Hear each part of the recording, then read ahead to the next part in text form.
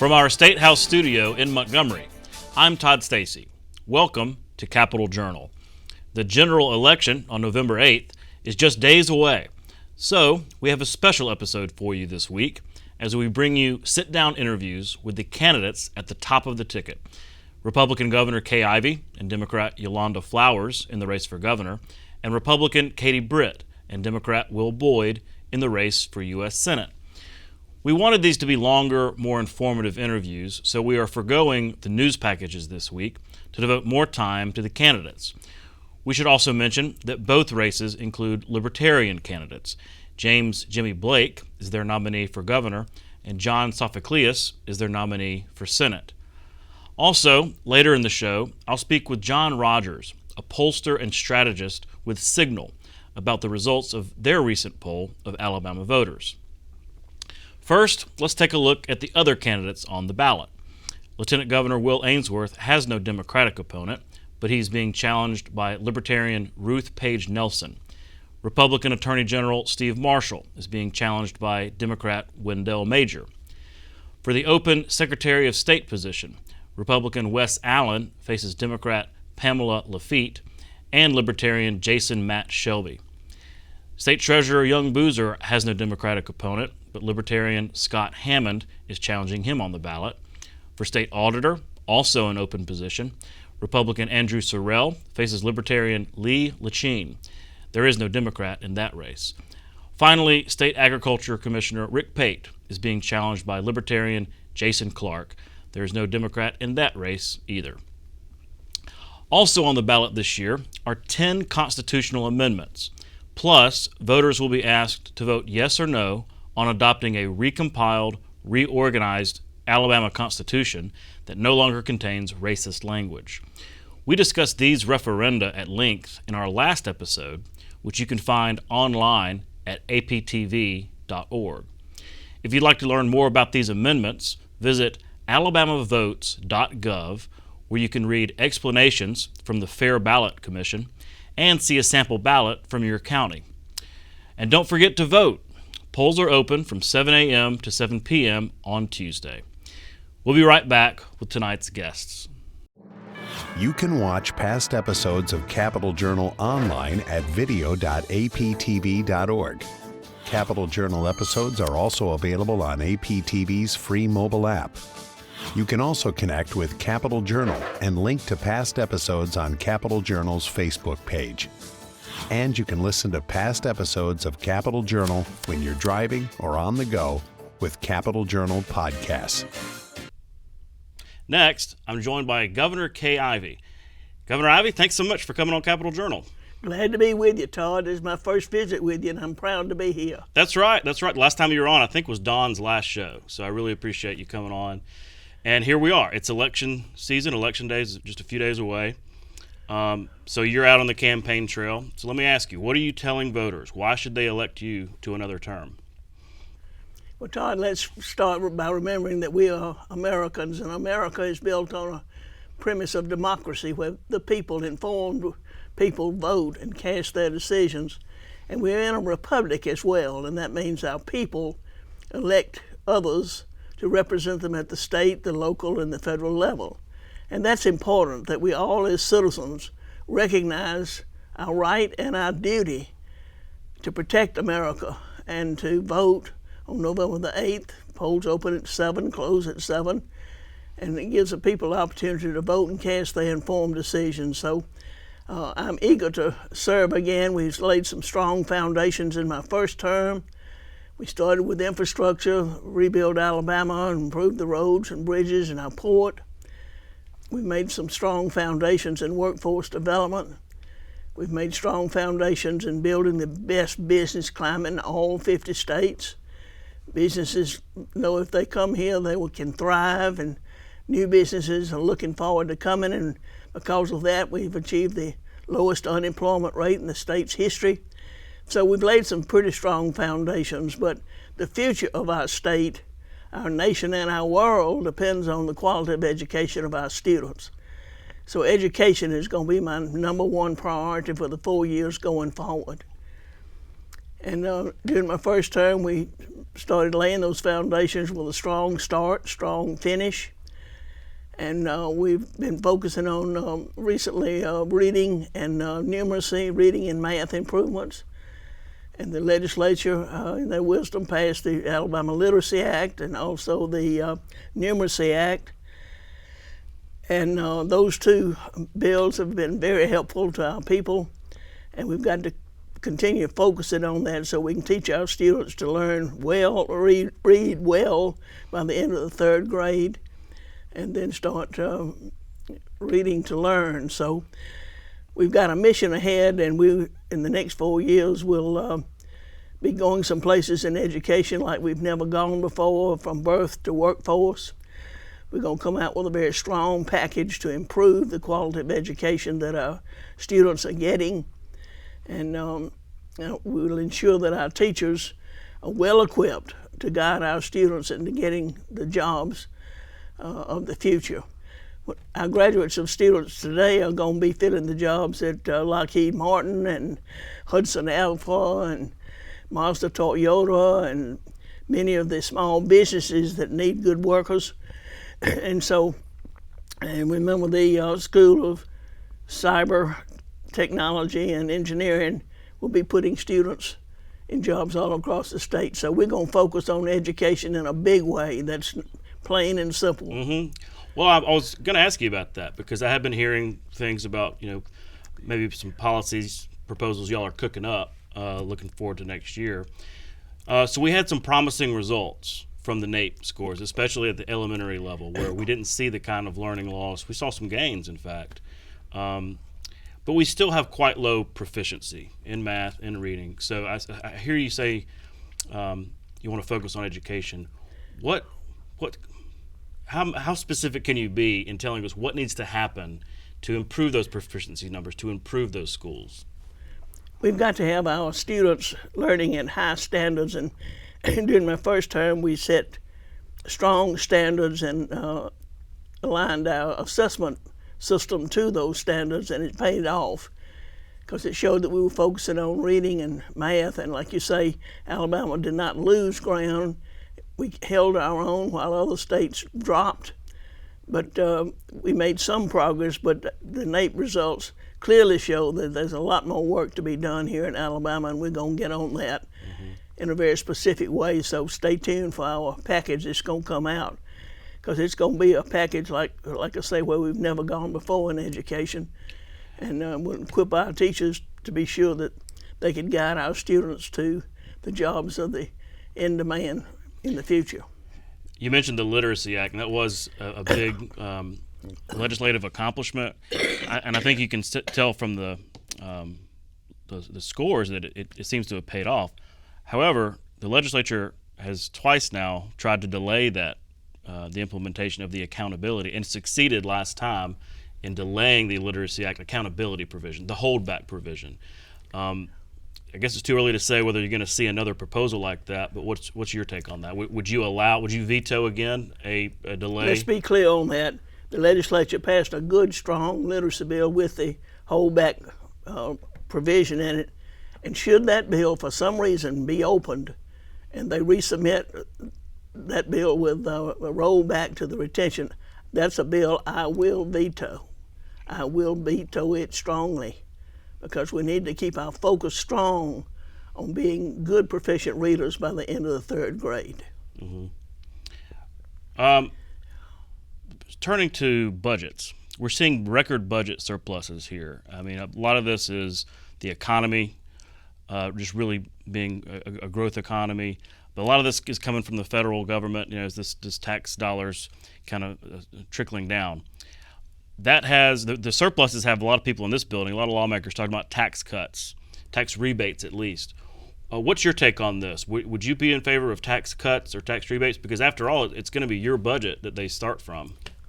Very definitely. I'm very much aware of the struggle that Alabamians are feeling right now in their pocketbooks when they go to the grocery store and buy gas.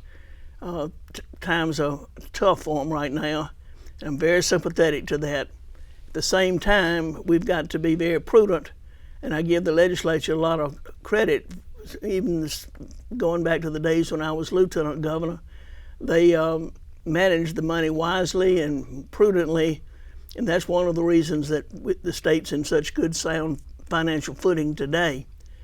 But going forward, we've got to continue to find ways that we can help our people find some relief in their pocketbooks, but also at the same time be mindful of our taxpayers' dollars and our duty to be prudent with that. So we're working hard to find the right solution to both help our people and to protect our taxpayer dollars. Mm-hmm. Let's talk about prisons. This is a difficult and complicated subject. Our prisons are dangerous. They're violent. They're understaffed chronically. You now have this string of problems with executions that we've seen. What can be done in your next term, if you're reelected, to turn around our prison system and truly make it, improve it, make it better? Well, no doubt the prisons are a huge, major issue, and that's another foundation that we started, and we've got one prison being built underway in Elmore, and it's expected to be finished by the first quarter of 2026, and then the Escambia County prison will be built shortly thereafter. And when we get those two prisons built, we can provide rehabilitation to our prisoners in a better fashion, and we can give them vocational training so they can get a good job when they get out. At the same time, we've got crime going on in the prisons today, and Commissioner Ham is doing a good job at DOC. They just don't tolerate any kind of misbehavior, be it a small misbehavior or even large one. So it's a hard nut to crack, but we're going to keep working and find Alabama solutions to how to do that. But building the new prisons is a definitely have to give us the ability to rehabilitate and train. Mm-hmm. And you mentioned the new prisons, and I mean we won't see those for a couple more years, right? And yet the problems are kind of acute right now. Are you concerned that the opening of the new prisons is too far away, and that some of these problems might lead to a federal takeover before we have those new prisons come online? We try to keep the federal courts apprised of what we're doing, and we're proud to work with them. We recognize the problems, and we're working hard to solve them, so I think they'll be patient. Let's return to the topic of education for a minute, because this is something that we've been covering a lot. We just had a spotlight on education episode the other day.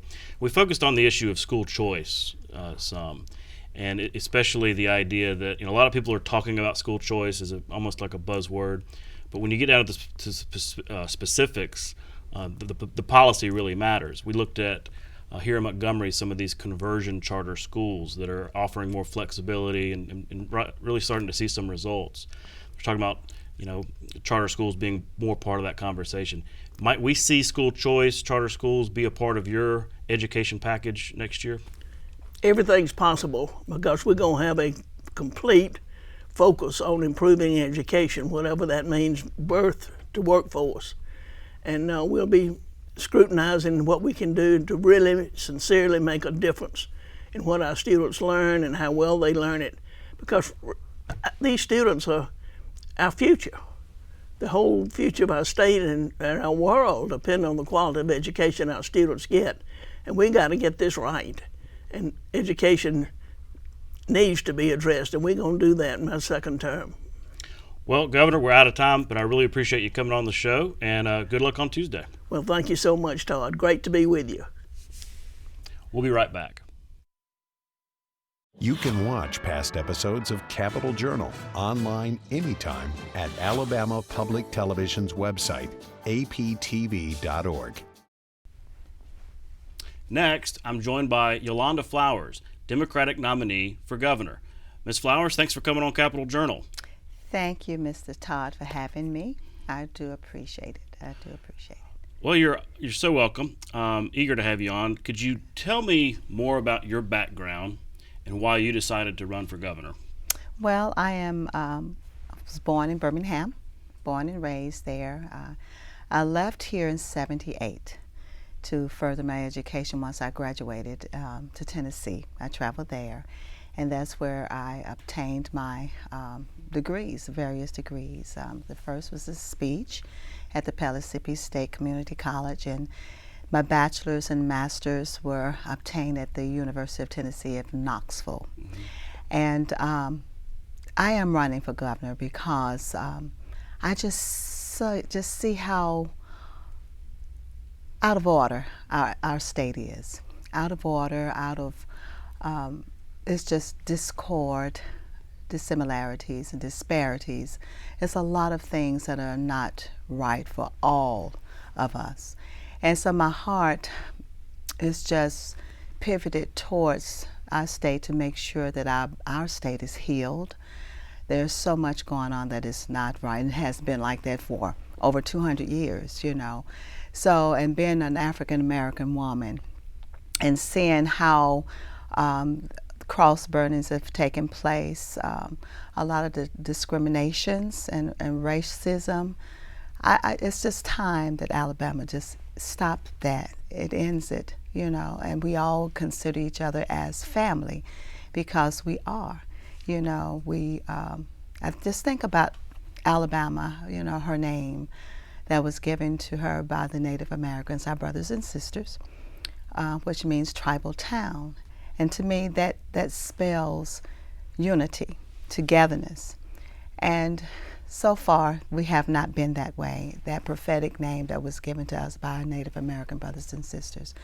So that's one of the commissions that I'm compelled to bring about for all of us, both sides, Democrat and Republicans, to come together and to be one, you know, so that we can heal our state.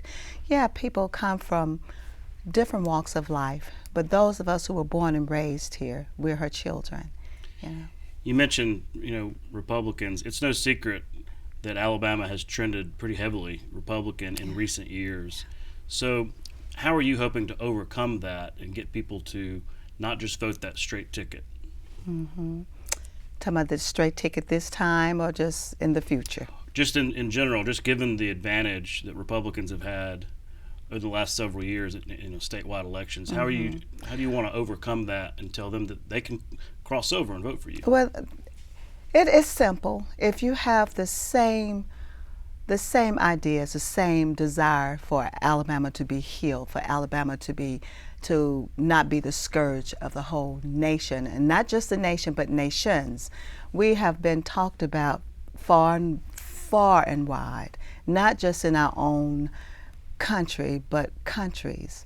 And the words are going out that we're behind, we are just delayed, we just don't have a good system for the people. You know, everything is low, the education, the health care, criminal justice system, everything is just terrible according to the standards. So I want just to erase that scourge. And I believe that if the Republicans, Libertarians, whoever, if they feel as I feel, and feel that we deserve a better Alabama for everybody, the marginalized, the poor, everyone, then they should. It should be no problem to come on over. You mentioned education as an issue. They had the NAEP scores, the National Report Card, come out here last week, showed some progress, and especially in the elementary levels, that maybe people weren't expecting to see. So what are some of your ideas to build upon and really expand that progress to improve education, as you said? Being an educator, I've worked with students with various disabilities, okay? And some it's just as simple as having ADD. We have to be able to tailor our curriculum based on our children, you know, on what they're able to do, their strengths and their weaknesses. And I believe that we'll be able to, if we had that plan in place, we'll be able to see success in our scores. But we have to start there. We have to start with the psychological evaluation for our children. That's normally given to those who are already deemed for special ed, okay, an IEP. But if we incorporate the IEP throughout for every child at the beginning of age 5, when they go into kindergarten, then we'll be able to pick up prevalence, those if be able to cite if there are any disabilities or not, as well as their strengths, so that we can better tailor this for them for success. So I think that's one of the most important things we can do for our children. One issue on education that has been controversial or just kind of debated amongst both parties is school choice. What is your basic position on school choice and whether it should proliferate or go back? I'm against it. I am. I'm against school choice. Every parent wants their child to go to a school that is, prominent, that is beautiful on the outside and inside, clean water and all. But if we do the same as across the mountain, we will call, since I'm in Birmingham, we know in Birmingham there are certain schools that are not as well kept as others, like in Mountain Brook and Hoover and Vestavia. So if we can bring that over on the urban side, Avondale, Woodlawn, North Birmingham, and make those schools as good as those across the mountain, then our parents wouldn't have to decide or have a fear that their children are not going to get the proper education as those over the mountain. So we want to give our children and our parents the decency to give them comparable, good education all across the board. We don't want parents to feel as if, well, I want my child to go over there and pay a tuition and leave these schools on the other side behind. And that's where a lot of the monies are allocated to those schools when it should be allocated to all schools. Okay, while I've got you, this last question, Medicaid. It's an annual, perennial issue. The question of whether or not to expand the legislature, the current governor incumbent, your opponent, has been really hesitant to go there and say that they'll be willing to expand Medicaid. What's your argument? What's your pitch to voters to say, what you would do with the Medicaid expansion issue? Well, what I would do with the Medicaid expansion, of course, I will expand it. Traveling the state, when we enter a county, I would ask, because I'm mostly in the back, did you all see a hospital? Did you did you see it? And they said, well, no. So when you're traveling these counties and you see no hospital, and that's a red flag to me, because these people that are in the rural counties are having to travel 50 to 60 miles just to see a doctor, just to be admitted, just in case if there's an emergency. Even in these rural areas, they don't even have any emergency EMTs, no ambulance service to get them from point A to point B. So my thing is, people live in these rural counties, and they have every right to see a doctor that is reputable, to be able to go into a hospital, even if they have to have surgery, without traveling. Now you're dealing with, not everybody that live in rural counties have money. We have people mostly that in rural counties that are poor. So we need to have health care that's accessible to everybody, not just to the rich or not just to the middle class, but we have to consider our poor citizens. We have more poor, more marginalized, than we have those who are, wealthy or have a good, status of economics. So we cannot discriminate that way. I mean, that's not fair. Unfortunately, that's all the time that we have, but I really appreciate you making the time to come on Capital Journal, and good luck on Tuesday. Thank you, Mr. Todd. Appreciate it. We'll be right back. Okay. You're watching Alabama Public Television.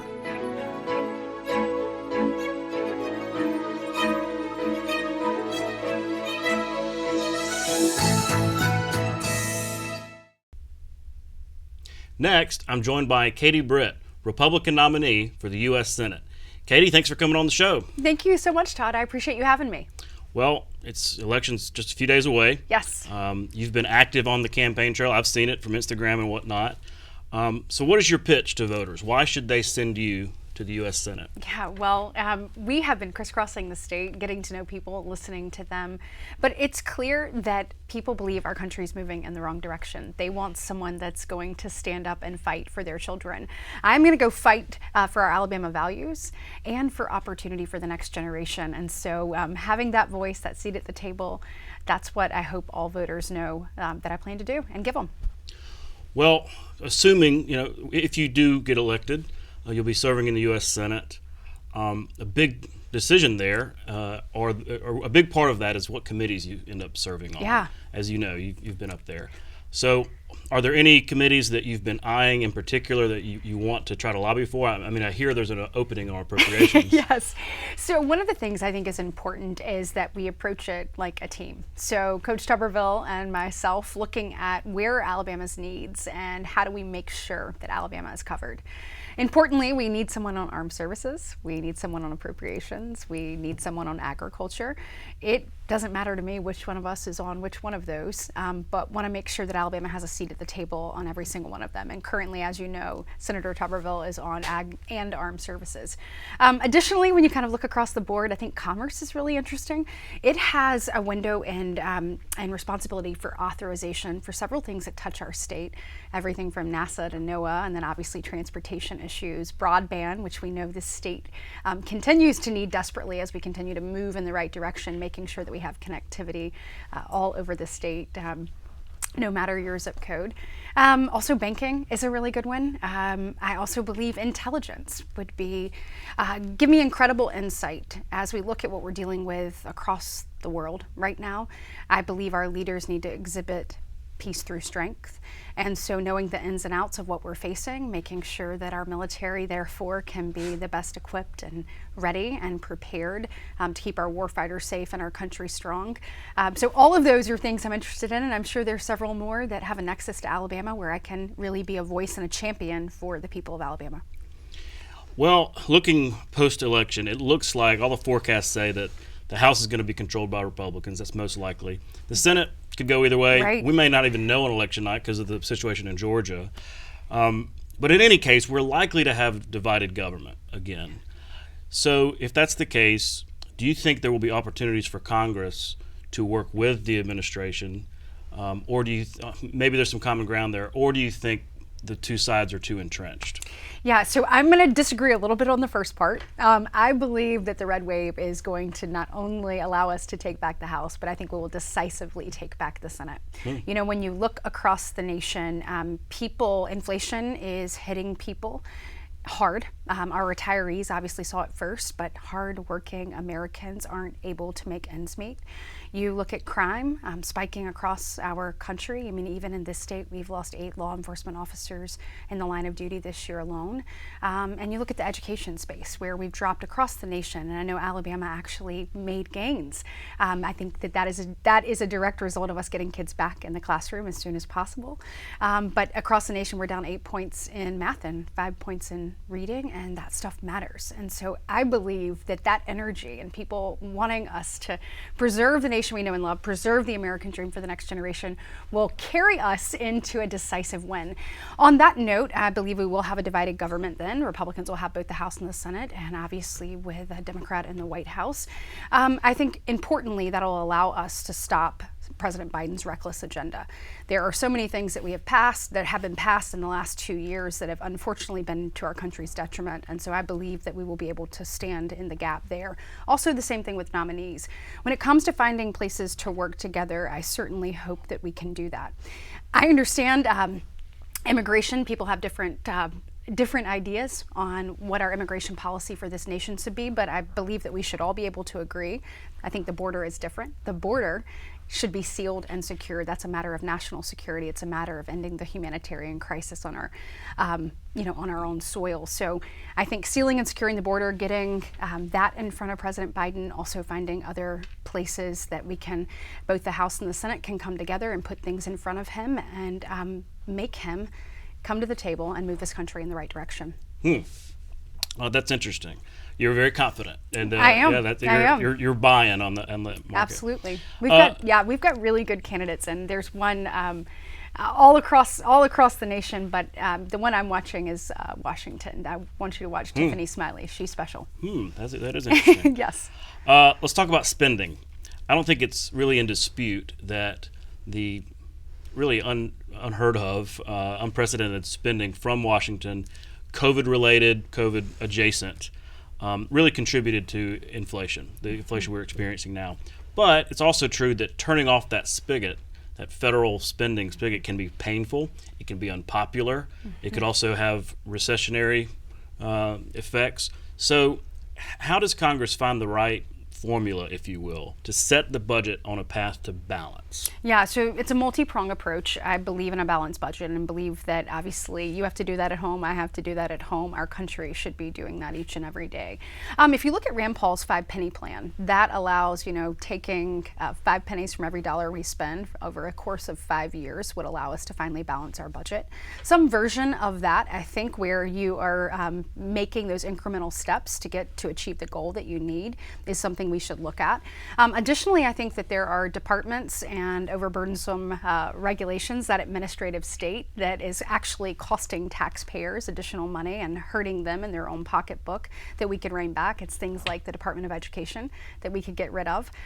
You have bureaucrats there that are making about $150,000 on average a year, and that's certainly not what our teachers are making here. And so reprioritizing that, driving that back down to the state level, but also, as we continue to create regulation, that creates more government. So the less regulation, the less government, the better off our taxpayers will be. Mm-hmm.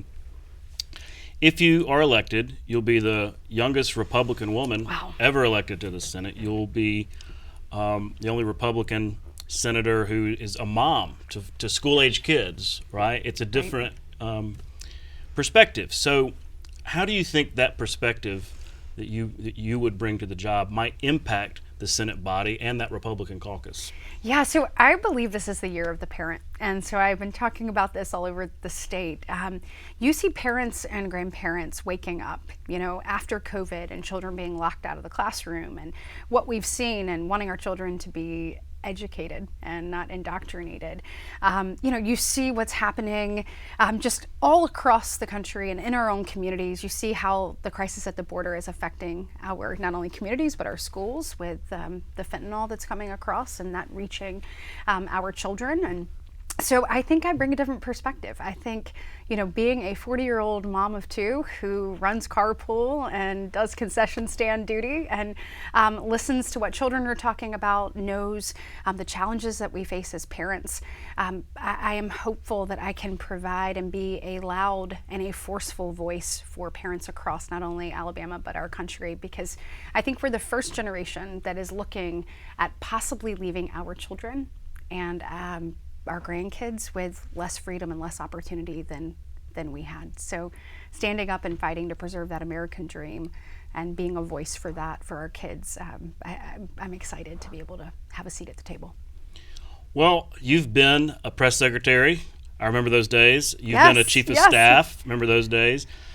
So you've been on staff in the Senate. You understand how critical that staff is to the ultimate success of a senator. So what would your philosophy be for building a staff in D.C. and here in the state? Yeah, and I'm going to add to the last question real quick, Todd. At 40 years old, I believe if our generation doesn't step up and wake up and start to really contribute, I'm not sure where our nation goes. So I'm also hopeful that me putting myself out there will allow others to do the same thing, and that we can really start to make a difference. With regards to the staff, so I am a big believer in teamwork. I am a big believer in making sure that you work hard. We don't need, I believe this about the Senate too, you don't need 100 senators that are all trying to win the Heisman. You need 100 senators that are working together to win a national championship, if that makes sense. Sure. Or 50 and 50, or whatever the split may be. And the same thing with a staff. I believe in creating a team environment, one where we serve the nation, the state and then allow people to grow professionally. We'll take a look at the needs of Alabama and make sure that those are covered with expertise. With regards to me being basically number 100 out of 100, if we're able to make this happen on Tuesday, I won't have a committee staff of any sort, most likely. And so whatever committees I am assigned to, making sure that we have someone that can adequately and efficiently cover those for Alabama will be a top priority. Let's talk about long-term planning versus short-term planning. I think it's obvious that some of Shelby's biggest accomplishments happened many years into his tenure, but maybe the seeds were planted, years and years ago.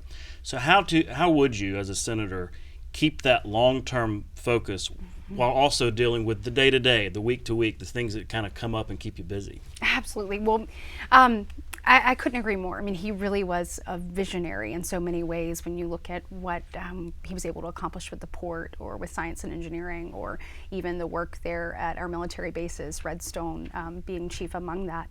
So I think one thing I'll have to do is take a look at where I am slotted on different committees and obviously serve the nation, and then take a look at how Alabama can benefit as a result of my service on those different committees. What things that we're touching where we can really make change here, and what are our needs? And that's where I believe we have to have local, state, and federal leaders working together, communicating to say, here are our challenges, here are our opportunities.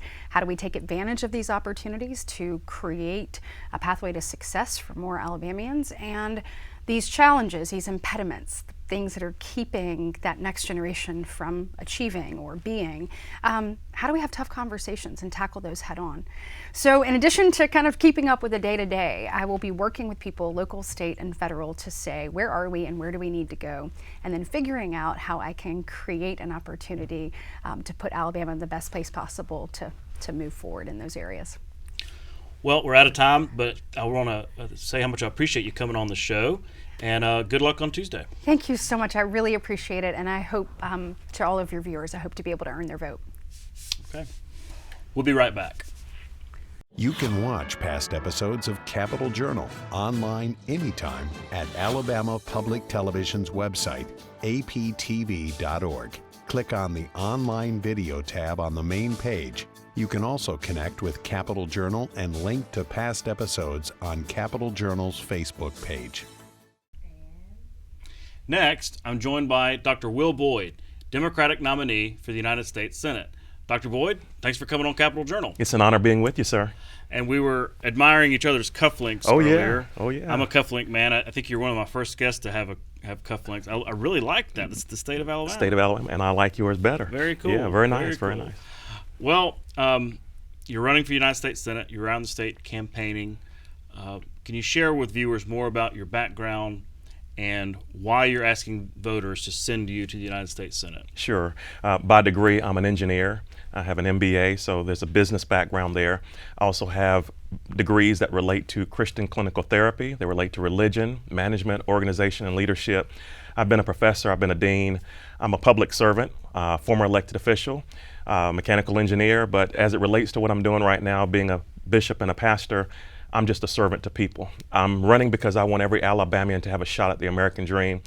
We've traveled this state over the last few years, particularly since 2016, and we've just seen so many people who are hurting, so many people who just want a voice, and that's what I'm running to do, be the voice for the people.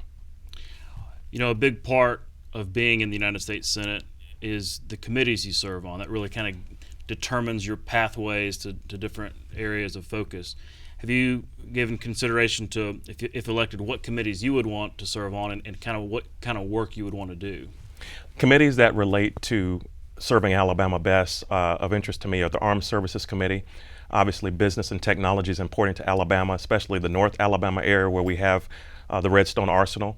And of course, Indian Affairs. The Poarch Creek Indians are in the southern part of our state, and I definitely believe they need that representation in the United States Senate. So those committees will be of greatest benefits, I believe, to the state of Alabama. And Senator Shelby, whose seat you were, vying to replace or fill, he's been there for a long time, really made his bones on appropriations and really gearing money, federal Absolutely. money back to Alabama, but it took him a long time. Oh, sure. Building that seniority, would that be your intention to kind of be a senator for a long time, to build that kind of seniority, to eventually you get the federal spending, all those kind of things back to the state? Well, with all degrees that I have, obviously, I read a lot of books, right? But the good thing about reading a book is you can pick up a book and in one moment you can actually pick up everything someone took a lifetime to gain. And so if you look at Ballotpedia, you'd see that the senator that I would love to spend some time with is Senator Shelby. I would like to know how he brought home the bacon and did it so well. And just talking to him about the things that he experienced over time, I'm sure I'll learn more about his journey. But no, I don't intend to make a career out of this. I believe with the right tools, with the right mentoring, I'll do well partnering with Republicans and Democrats, working across the aisle. I intend to give it my best 6 years, and if the people of Alabama say 12, that's even better. But I'm not making a career, I'm just going to make a difference. We bring up the Republican versus Democrat. It's undetermined what the Senate's going to be. The House, it looks like they're saying the House is, most experts think the House is going to go Republican. Senate is a toss-up. Katie Britt was on here earlier, and she's pretty confident that it's going to go Republican. But either way it goes, it's going to be divided government, probably, the next term. Sure. So do you think there are ways that Republicans and Democrats can work together Absolutely. in terms of this administration, or do you think we're too entrenched? No, I believe we need to work together, and we can with an issue like gun reform legislation. When we come to the table and agree that gun violence is bad and that it needs to be addressed and that something can be done. Of course, you might have someone on the right who might say if you barely look at a gun and touch it, you're violating a Second Amendment, and I'm just being funny there. And you have someone on the left who say, I want to take away everything that looks like an assault weapon.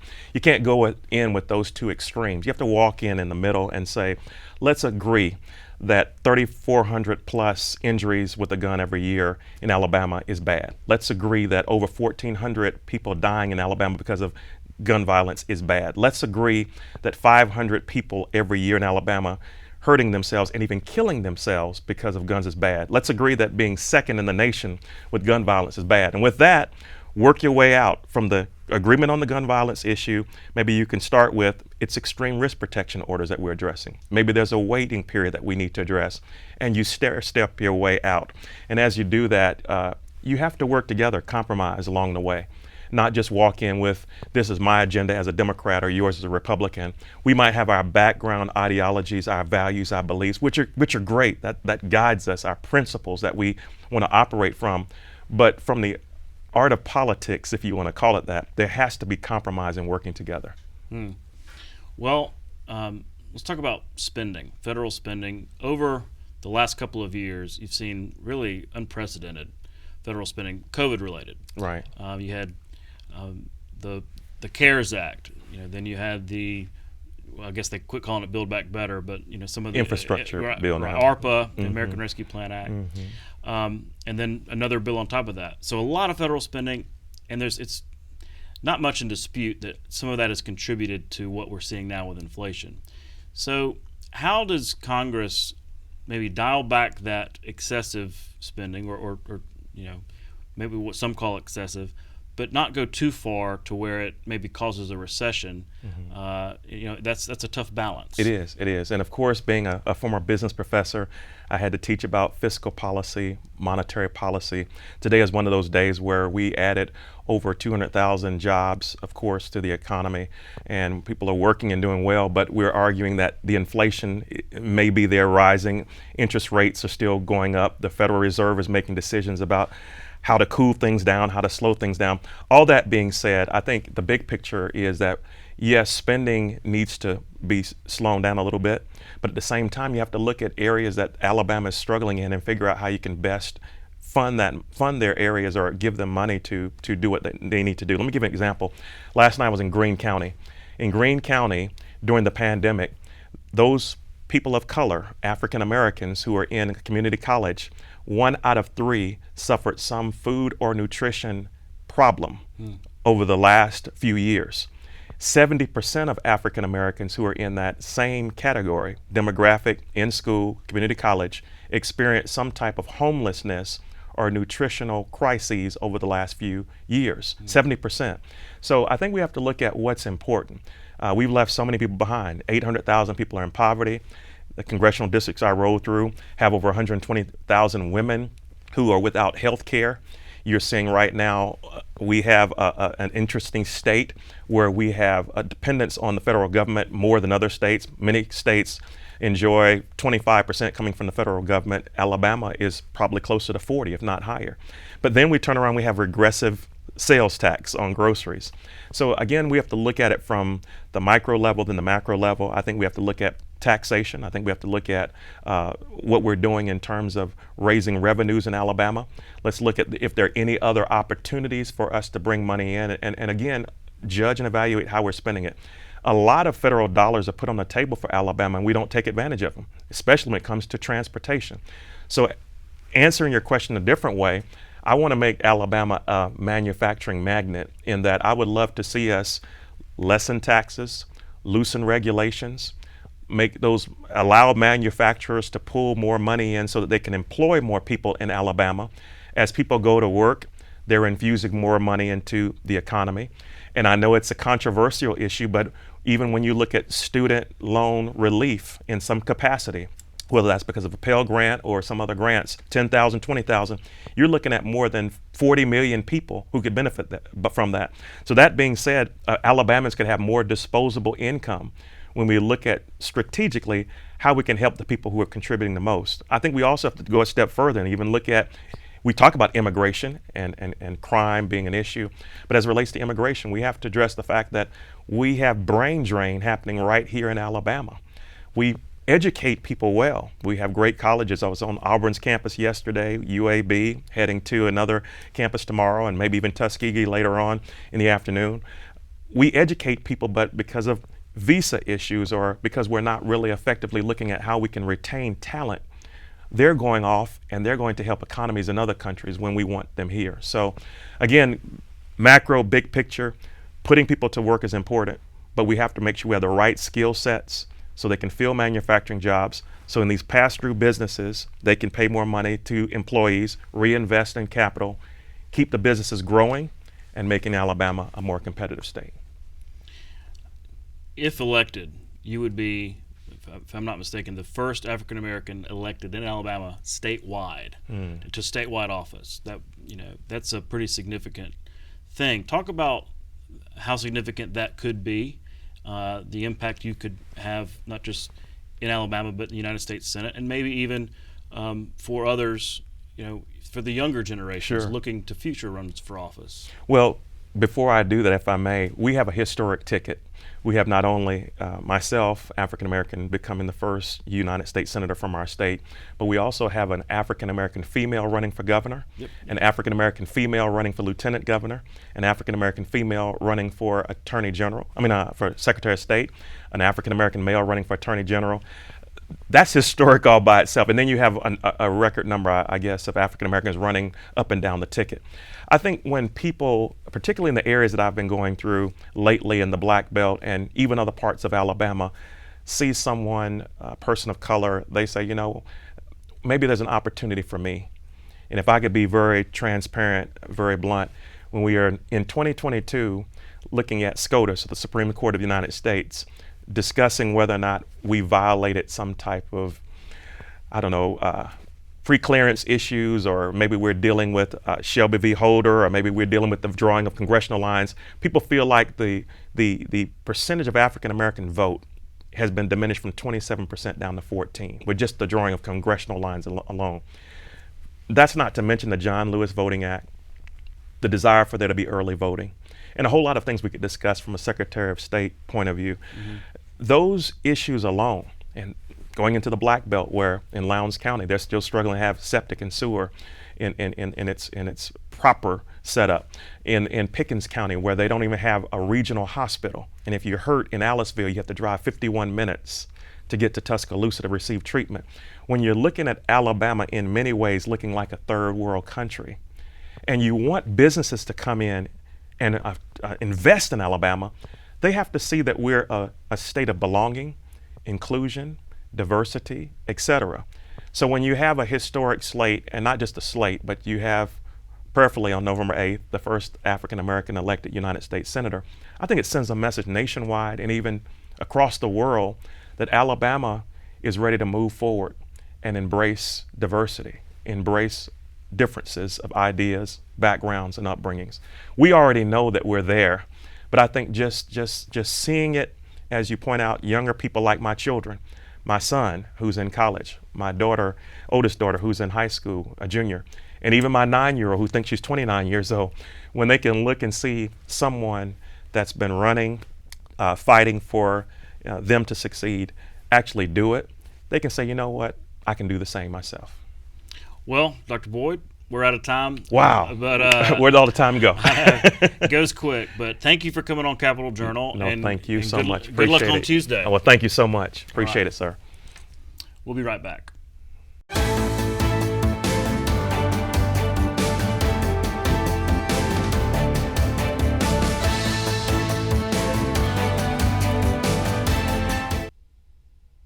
Next, I'm joined by John Rogers, pollster and strategist with Signal. John, thanks for coming on the show. Todd, great to be with you. Thanks for having me on. So y'all have conducted a poll of Alabama general election voters. It's interesting because we've now just heard from the top candidates on the ballot. So now we maybe can take a sneak peek at some numbers that could bear out on Election Day. You did this on behalf of Alabama Daily News and Gray Television, I should mention. Let me just ask you, what were your general takeaways looking at these top lines? Yeah, I think one of the biggest takeaways is that the issue that voters in Alabama are going to be deciding on is inflation. That's going to be the top priority that drives their issue set, right? And so the national media, there's been a lot of coverage about abortion and the aftermath of the Dobbs decision over the summer. But what we've seen in states across the country, and certainly in Alabama, 34% of voters in Alabama said that their top priority is inflation. An additional 10% said that their priority was growing jobs in the state of Alabama. So you combine that, 44% of voters are saying the economy, and that's true also for independents, not just for Republicans. Independents, their top priority is the economy as well. Yeah, certainly see similar numbers nationwide. Just looking at the races, the individual races going down the ballot, I guess it's not surprising to see Republicans pretty much dominating. Kay Ivey almost getting to 60%. But I also looked at, you asked voters, will you consider voting straight ticket? Because in Alabama, all you have to do is at the top of the ballot click just Republicans or just Democrats, and it counts for every member of that party on the ballot. And you asked them, and more than 50% of voters said they would plan to vote straight ticket Republican. That's just kind of a crazy stat, maybe unheard of before. Yeah, it's a pretty astounding figure. And 80% of voters overall say that they plan to vote straight party ticket, whether it's Republican, Democrat, or for the Libertarian Party. So you only have 20% of voters who say that they're actually going to go down the ballot and cast individual votes in these different races. But Republicans are in a really strong position. I don't think that's a huge surprise. The generic ballot, so when we asked, do you plan to vote for the Republican or the Democratic candidate for Congress, Republicans are ahead by 31 points. So this is, maybe arguably the strongest that the Republican Party has been in Alabama in a generation or two. I want to ask you about the amendments. We have these constitutional amendments that are on the ballot. Really important this time. We've covered it a lot here at Capitol Journal. What were your numbers on these constitutional amendments on the ballot? Right. So Amendment 1, which is known as Ania's Law, 67% of voters say that they plan to vote for it. And really importantly, only 12% say that they plan to vote against it. So what we found on this amendment, and then also Amendment 2, which is related to broadband, where you had 56% of voters who say that they plan to vote yes and only 13% who plan to vote no, there's just not strong opposition to either Amendment 1 or Amendment 2. They both look like they're in a good position to pass. And then we also asked a question about the recompilation of the Alabama State Constitution to delete some of the outdated language. And that as well has got pretty strong support. 54% of voters plan to vote yes. Only 16% say that they're planning to vote no. I know there are a lot of people in this building that are going to be relieved to hear that. You also polled the presidential in 2024. I found this really interesting because it kind of maybe a potential matchup with former President Donald Trump. We don't know if he's going to run or not, but also Ron DeSantis, Governor Ron DeSantis of Florida, who is really kind of an up-and-comer, contender in that race.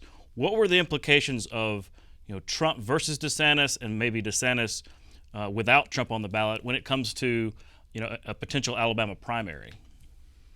Right, and your viewers may be thinking, "Good grief, we haven't even gotten the midterms done yet. We're already talking about 2024." But look, we're political junkies. That's right. You flip the page quickly in politics. So when we asked the question, we just asked it of Republican primary voters. We said, if Alabama's 2024 Republican primary were held today, who'd you vote for? We listed out about 12 different candidates, including Trump, including DeSantis, and a number of other national figures. Trump, it's very interesting, did not clear 50%. He got 49.5%, 49.6% in that question. DeSantis is at 35.7%, right? So it's very interesting that Trump does not clear 50%. His image is still rock solid with Republicans in the state of Alabama, because we tested his image as well. But half of Republican primary voters are looking for an alternative person to vote for at this point, as we look ahead to 2024. We then asked a follow-up question. We said, if Donald Trump chooses not to run, who would you vote for in Alabama's 2024 Republican primary? And Governor DeSantis of Florida just shoots way up. So he goes up to 71% if Trump is not in. Wow. And the next closest figure is former Vice President Pence at 7%. Something tells me they're going to be paying attention to those numbers in Tallahassee and Mar-a-Lago, for that matter. John, we're out of time, but thank you for coming on the show and sharing some of these really interesting polling numbers from Signal. Todd, always a pleasure. Thank you so much. We'll be right back. You can watch past episodes of Capitol Journal online anytime at Alabama Public Television's website, aptv.org. Click on the Online Video tab on the main page. You can also connect with Capitol Journal and link to past episodes on Capitol Journal's Facebook page. That's our show for tonight. Thanks for watching. We'll be back next Friday night at 7:30 right here on Alabama Public Television. For our Capitol Journal team, I'm Todd Stacy. We'll see you next time.